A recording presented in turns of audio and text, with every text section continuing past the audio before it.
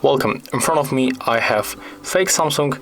This smartphone is from Amazon and it's called Android Phone A82, and I will show you how you can change lock screen wallpaper. So at the first you have to go for the settings, then go for the wallpaper, then choose wallpaper, wallpapers, live wallpaper or gallery.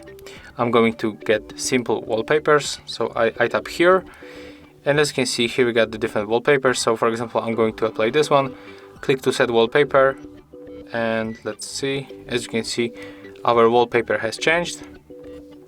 It's changed on the home screen but not on the lock screen, so let's check what we got here.